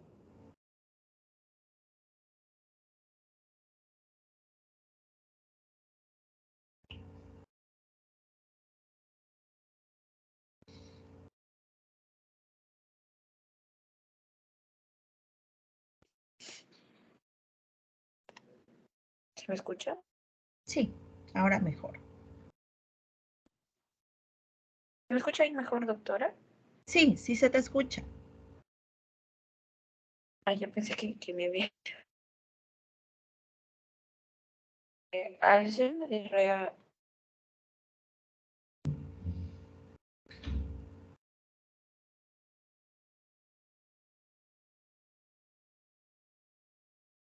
Ahora sí ya no te escucho nada. También, ¿cuál es el ejemplo biológico? Ver hacer un examen coprológico, si quizás pues puede haber alguna bacteria, algún virus. La primera parte puedes repetir de tu plan de trabajo.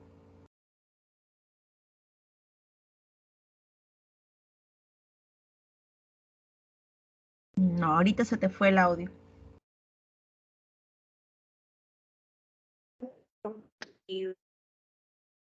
No te he escuchado, Ingrid. Se va por momentos tu audio. Inicias bien, pero por momentos se queda en blanco. Pero voy a cambiarme de equipo, a ver. Ya. Pero rapidito porque ya se me acaba el tiempo. Un par de preguntas más y ya acabamos.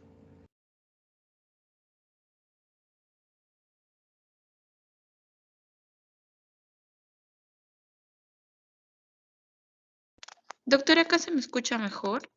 Sí.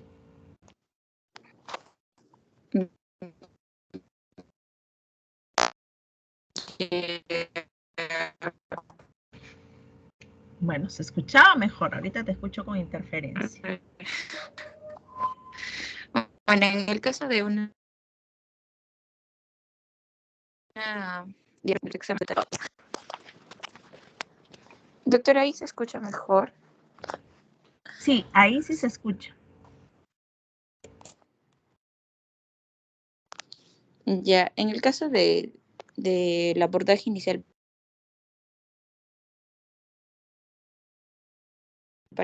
podríamos hacer algunos exámenes, por ejemplo, un examen coprológico para poder ver si es que hay algún parásito, alguna bacteria, un virus. Después podríamos pedir también,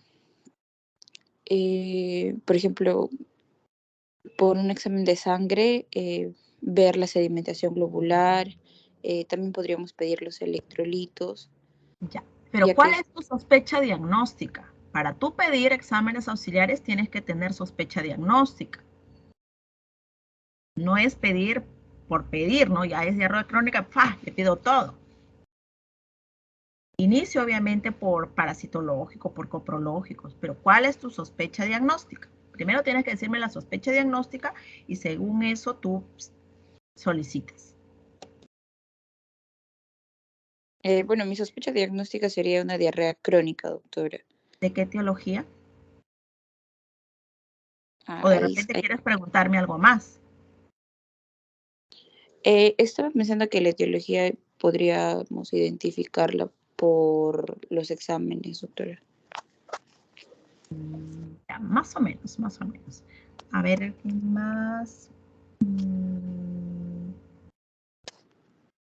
Ingrid. A ver, Jocelyn Astor, ¿qué opinas? La podríamos descartar primero lo que es la organicidad del paciente o indagar más, ¿no? Por el paciente. Podríamos descartar. ¿Qué me preguntaría? Ya he dicho baja de peso, diarrea semilíquida 3 a 4 veces por día, algo en ocasiones dolor abdominal. ¿Qué me preguntarías? ¿Cuál sería tu sospecha diagnóstica?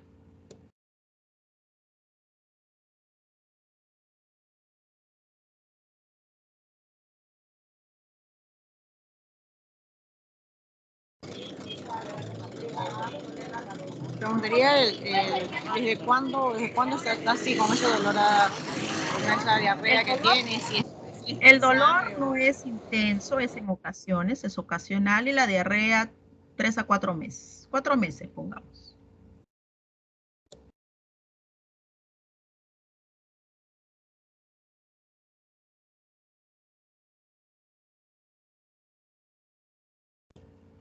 A ver, algunos de los participantes, primero todavía no ponentes, que quisiera preguntar algo más en el datito rápido, pero antes, para poder terminar, algo rápido.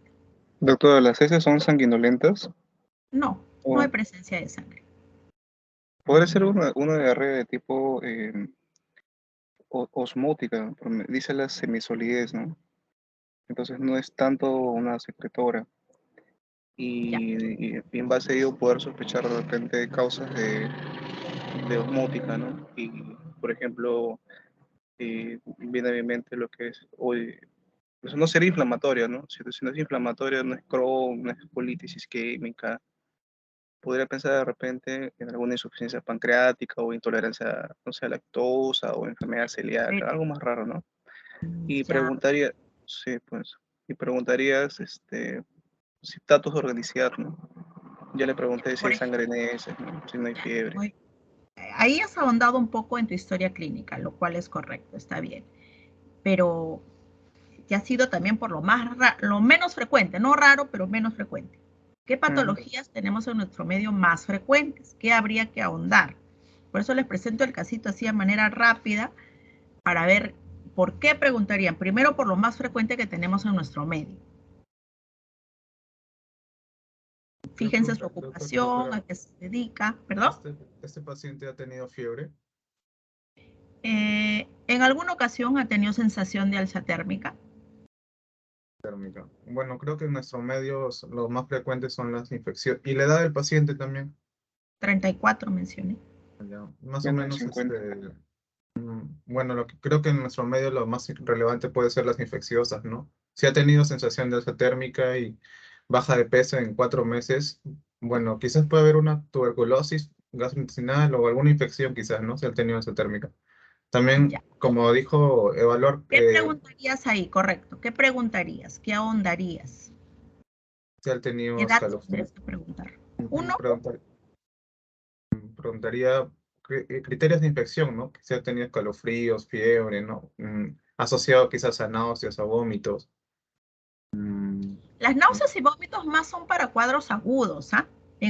Más para cuadros agudos. Pero en diarrea crónica a veces se puede presentar si es que hay alguna alteración hidroelectrolítica importante, pero generalmente las crónicas no tienen una alteración marcada hidroelectrolítica, ¿no?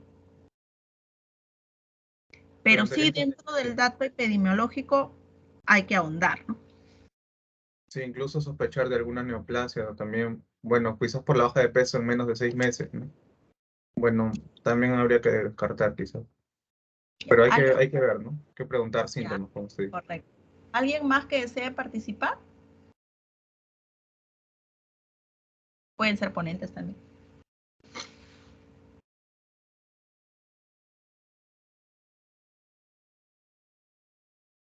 Ya.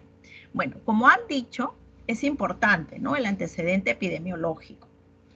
Es cobrador, les dije, ¿no? Está en contacto con personas. Ahí había que preguntar, uno, primero si ha tenido tuberculosis, ¿no? Entonces, diarrea, interacciona con otras personas, hay contacto con otras personas.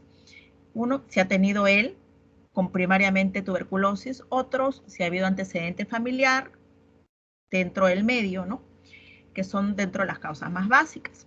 Es cierto que como primera opción puede ser infecciosa, pero también podría ser secundaria a una neoplásica, ¿no?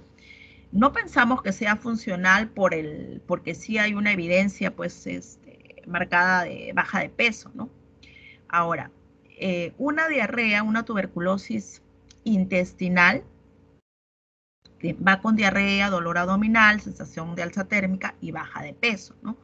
¿Cuál es la zona más afectada a nivel de intestino? Doctora, ¿puedo participar? Sí. ¿El duodeno? No, no es duodeno. Es intestino delgado, pero no es duodeno. ¿Ilion? El ilion. Sí, el ilion terminal. Entonces, pacientes que tienen este tipo, ¿no? Obviamente se le va a seguir el algoritmo, ¿no? Todo paciente con diarrea crónica, tengo que hacer parasitoseriado, coprocultivos, sacar bioquímica básica, ¿no? Para ver el estado general del paciente. Si el paciente está también preguntarle pues si está tosiendo o no, ¿no? Si no tiene otro compromiso. No quiere decir que viene por diarrea y solamente me voy a abocar a la diarrea, ¿no? Tengo que hacer un examen general del paciente. Si hay un compromiso mayor, si hay presencia de adenopatías, etcétera, ¿no? Si hay el antecedente familiar o no, dependiendo de cómo salga mi examen respiratorio, depende también su plaquita de tórax. Si me oriento por la parte epidemiológica en contacto con otros pacientes, después de mis resultados de parásito, de coprológico, puedo pedir también BKNS, ¿no? Ahora, si compruebo esa fiebre, me voy orientando más hacia la parte de TBC intestinal, que es la que te da diarrea.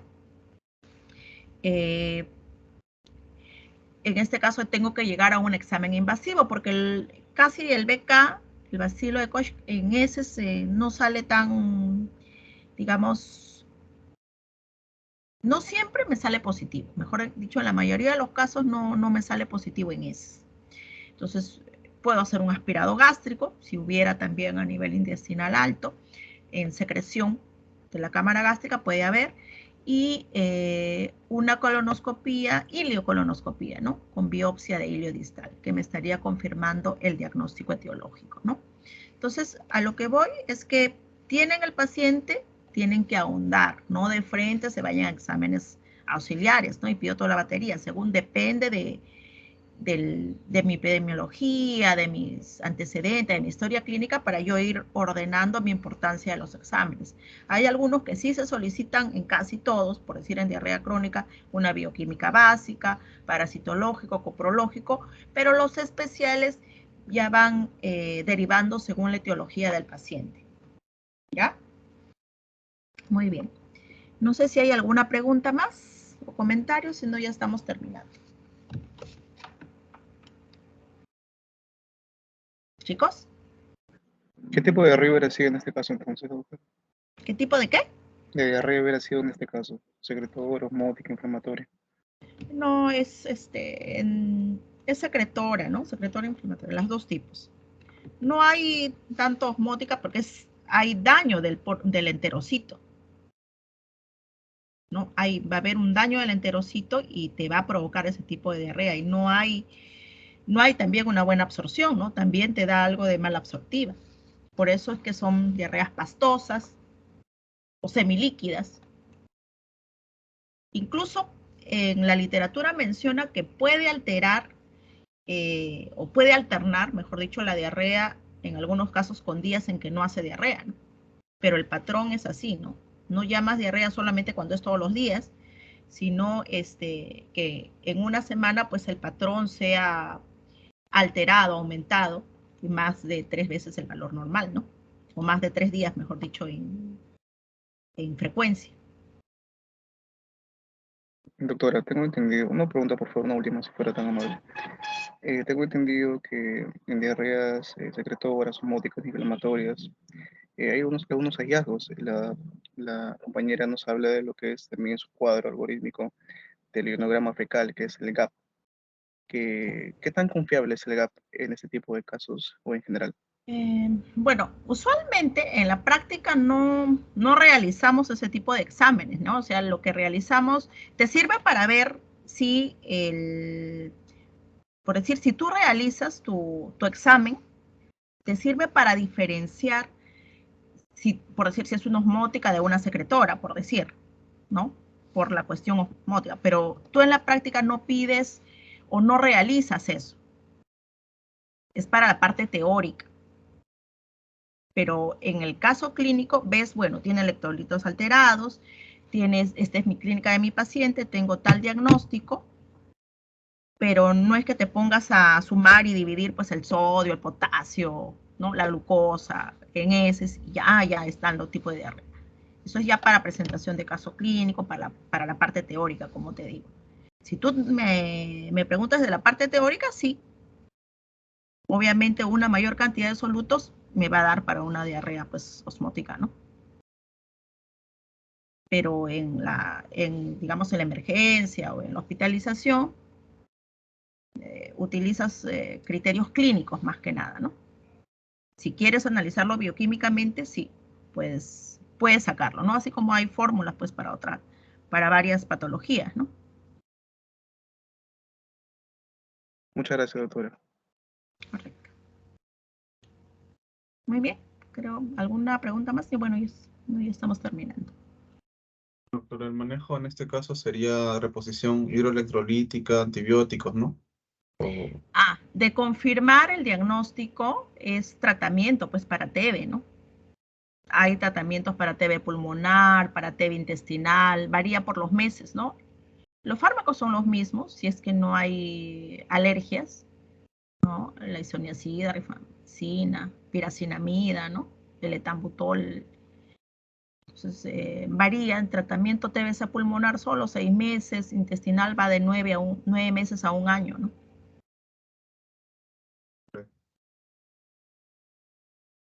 Muy bien. Muy bien, estamos terminando. Entonces, buen día.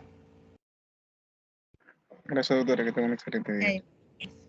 Buen día, doctora, gracias. Sí.